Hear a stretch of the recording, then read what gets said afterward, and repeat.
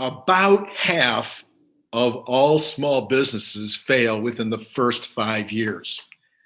By the way, you can find so many different statistics on that I don't think that anybody really knows how many businesses fail within the first 5 years, but that's been the number that everybody talks about. Let me put it to you this way. A lot of small businesses fail within the first 1 year, within the first 3 years, within the first 5 years, and businesses that have been in business for 20 years still fail in the 21st year. So I'm Randy Kirk. This is Small Business Daily, and today we're going to talk about the top 10 reasons why businesses fail, and those 10 reasons are contained in my book, When Friday Isn't Payday. And yesterday, if you weren't here yesterday, check it out. We talked about the top 6 reasons that small businesses succeed. And again, those 6 reasons are also in my book, When Friday Isn't Payday. So why do small businesses fail? Let's get, oh, and by the way, if you like this content, push like, and if you want to subscribe, hit that. And then, if you want to be notified about tomorrow's subject, then push the notify button and you'll get sent a notification. Okay, number 1 reason, roll the drums. Undercapitalization, running out of money. So many companies run out of money. They run out of money because they don't plan properly when they're starting up. I've done that. I've started companies with what I thought was a lot of money and needed money within 30, 60, 90 days and had to start figuring out how am I going to, recapitalize or get enough additional money to keep going. So that's going to happen. People get into business. I talked about this a little bit in yesterday's video. We talked about sometimes people actually outrun their money. That can happen in companies that have accounts receivable or inventory or who put on too much staff too fast. People run out of money because of recessions, because they hold on to too much staff and don't get rid of bad inventory fast enough. And so they run out of money during the recession and have to close it down. So being undercapitalized is one of the major reasons why small businesses fail. So therefore, what's the rule? You want to make sure you have plenty of capital. And that requires a lot of discipline. And sometimes entrepreneurs aren't that disciplined about some things. So it's a word to the wise, but let's be real, that's a major reason why companies do fail. Okay, the number 2 reason why small businesses fail is because their product or service isn't needed. Oh my gosh. Well, I thought this was a great product, but did you do any real research to find out if it's a great product? Well, I thought my service was really going to be wanted in the marketplace. Well, did you research that? So people go out there with a product or service, and for whatever reason, the folks don't want it or need it. Maybe it's old-fashioned, it's passé. It's no longer, that's not exactly what people are looking for anymore. Maybe it's too highly priced. Maybe it is needed a tweak. I've seen so many products come to market that needed a tweak. They were pretty good, but they needed a tweak. The question is, did the company have the staying power to go back out and fix it? Or were they going to go out of business before they could fix it? Sometimes it's just that it just doesn't appeal to people. It's the wrong look. It's the wrong color. The other things that are on the market are plenty good enough. And so therefore it can't get traction. You guys know I talk about the bicycle business a lot. And in the bicycle business, we usually figured it was going to cost $50,000 to introduce a new product into the bicycle industry. How many people think in advance that they're going to have to spend $50,000 to get their new great idea introduced? I've seen so many products introduced that were pretty cool. They just didn't have the staying power to be able to get it into the hands of the consumers, to be able to drive that future additional business by word of mouth and other sales methods. So the product or the service isn't needed is definitely a reason why companies fail. Number 3 is the price is too high. Okay, wrong pricing. Wrong. You're paying too much for it to begin with.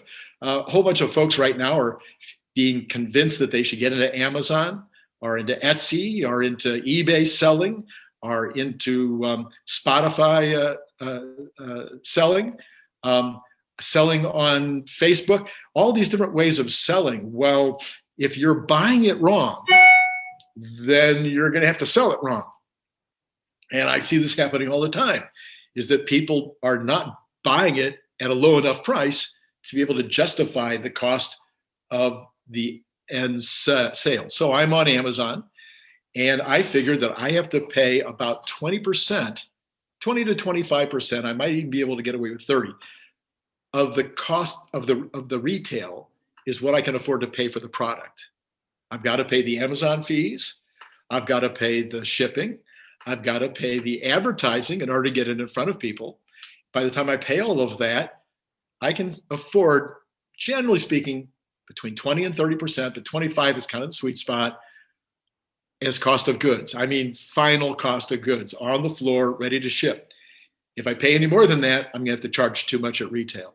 So figuring out what the right price is and what the margins need to be, therefore what my cost has to be, is a huge reason why companies go out of business. They believe they can sell it at a low price. They don't realize all the costs that are associated between the purchase and the resale are in services. They're selling something that they are thrilled to do themselves, and they're charging the client $125 an hour, let's say, and they're doing it themselves. But as soon as they hire people to do the work for them and they're paying those people $50 an hour, then the $125 an hour is not going to cover it. So figuring out what the cost is and then figuring out what the margins need to be so that you know what to sell it for, so that the people are interested in it. Because if the price is too high, nobody's going to buy it. Okay. The number 4 reason that businesses fail is because they have excess overhead. So you're starting out and you want to have a beautiful retail establishment. And so you spend a tremendous amount of money on rent and all the other things that go along with that rent. And if you've got the facility, now you've got to have staff. And so you get into a situation where you've got all this overhead, but now do you have enough sales to cover the overhead? This can be true of a wholesaler. This can be true of a manufacturer. And you get into too much overhead. Now, that can happen at the beginning of your company. That can happen because there's a recession or a recession in your industry or a national recession. That can happen because your own sales go down because you've got a poor sales staff, or because there's customer service issues, or you lose a product line and so your sales go down because you no longer have that product line to sell. So when you have way too much overhead, it doesn't take too long before your company's in big, big trouble. And you can get into a place where you're losing money every single month. Well, if you're losing money every single month, how long does it take you before you're not in business anymore? You can't afford to go forward. So you got to watch the overhead. I like to look at overhead as a percentage of sales. What percentage of sales does overhead take? It's a fixed expense. And you can read a lot more about that in my recent book, Making Money Out of Thin Air. The overhead is a fixed expense, but you can still look at it as a percentage of your gross sales and go, okay, I need to keep my fixed expense at 10%, or I need to keep my fixed expense at 15%, whatever the number is for you. But at some point, that fixed expense can become too great for the marginal profit that you get. The gross profit is not enough in order to cover the overhead, and you're in trouble. So that's the next reason why companies fail. The 5th reason that companies fail, I've seen this over and over and over again, is that the owner is not invested enough. And I don't mean money. I mean time and energy. Time and energy and emotion, not invested enough. They're old and tired. No, I'm not old and tired. I'm just old.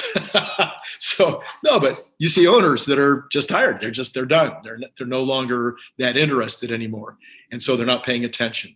You have owners that have had setbacks, and so they're emotionally troubled. They're troubled by setbacks in the business, troubled by setbacks at home, troubled just in general. Maybe they have an emotional issue or a psychological issue.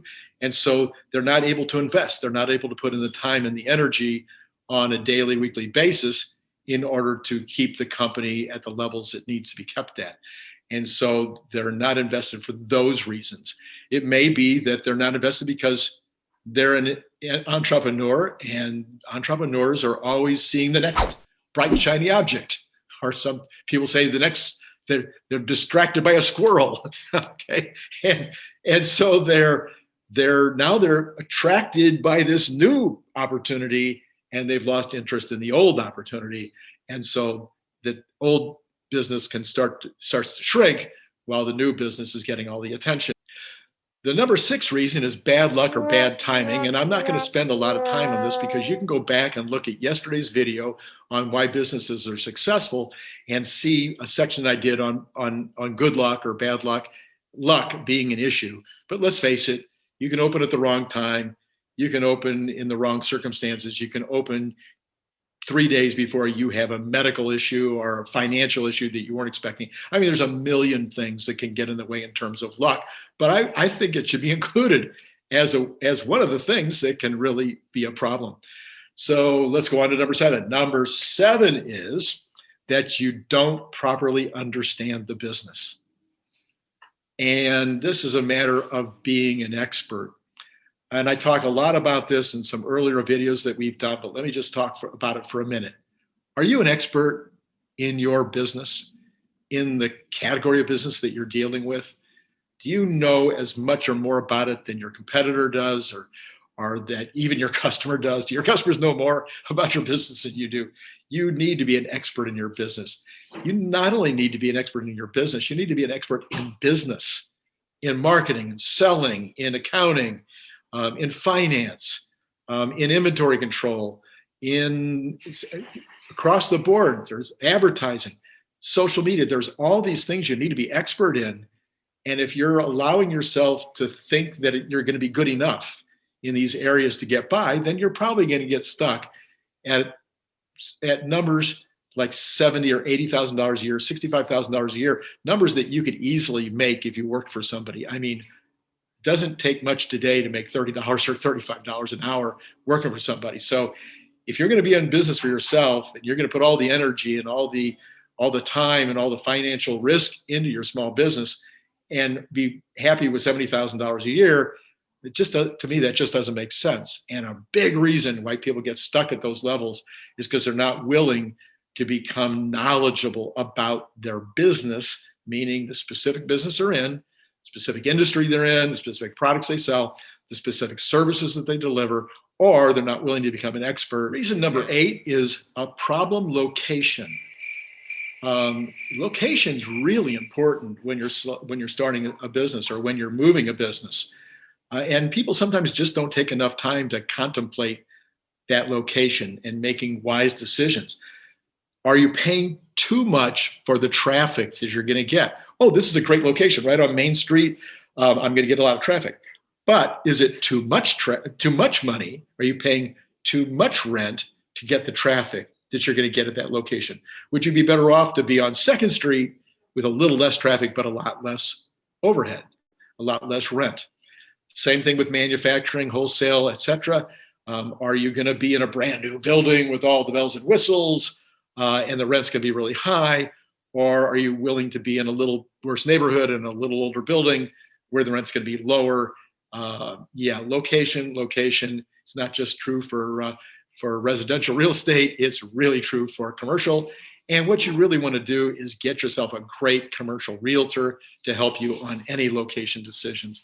They have the experience. If they've been around for 20 or 30 years doing it, they're going to have the experience to really give you comprehensive analysis of what you should be looking for in the rental or purchase of a space. The 9th reason that companies fail is because they have bad accounting procedures, bad accounting methodologies.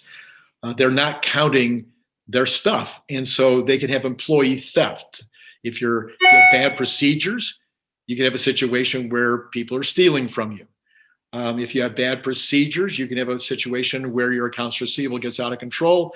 And now if something's over 90 days, 120 days, it gets really hard to collect. You can have bad methodologies and accounting procedures, and you can have people stealing out the back door, and you're not even aware that your inventory is going down, down, down because of internal employee theft. If you have bad accounting procedures, you can have situations, I've seen it, absolutely seen this. You can have situations where the invoicing is being done incorrectly.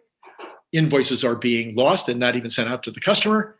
It sounds horrible. It sounds like who could do that, but it is possible to have those kinds of situations. It gets a little more technical when we're talking about bringing in inventory.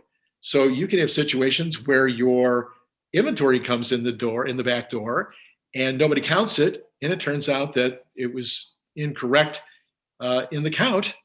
But now, because nobody counted it when it first came in, there's no way to prove to the supplier that the inventory was incorrect. These are all kinds of different things that you can really get hurt on in your small business. So you really need those great accounting procedures and methodologies. And then finally, number 10, it kind of refers back to what we just talked about. Number 10, I've seen some companies get really completely devastated by internal theft. So hiring really good people, making sure that they're really on the up and up. I've been ripped off a couple of times in my so many decades of being in business. I've been ripped off by employees. And so it's not going to be 100% that you're not going to be, but internal theft can be a real issue. Now, that internal theft can be people walking out the back door with stuff, or writing checks that they're not supposed to be writing and getting cash, and all kinds of things like that. But it can also be just theft of time. So they could be spending tons of time playing video games or watching indescribable stuff on their computer when they're supposed to be working. So internal theft has a lot of different descriptions, and so you really need to watch out for that internal theft. Well, those are your 10 top reasons why companies fail. If you like this content, please press like. If you'd like to hear more like it, then subscribe and ask for notification of future broadcasts. We'll be coming back with something tomorrow. Look forward to seeing you then. This is Randy Kirk with Small Business Daily.